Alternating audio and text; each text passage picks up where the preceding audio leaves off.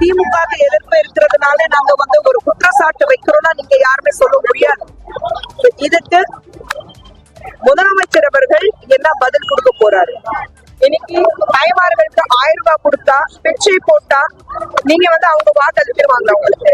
பாஜக தேசிய செயற்குழு உறுப்பினர் குஷ்பு பேசிய இந்த பேச்சு சர்ச்சையை ஏற்படுத்தியுள்ளது. திருவள்ளூர் மாவட்டம் செங்குன்றத்தில் பாஜக சார்பில் போதைப் பொருள் ஒழிப்பு குறித்து ஆர்ப்பாட்டம் நடைபெற்றது.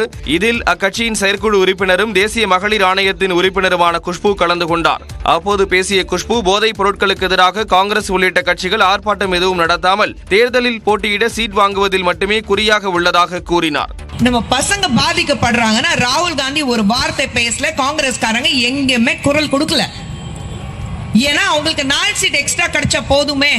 அதுக்காக ஒரு சீட்டுக்காக நீங்க நாடே உங்க தமிழகமே இந்த அளவுக்கு சிரஞ்சடி போயிருக்குன்னா அது பத்தி அவங்களுக்கு கவலை கிடையாது.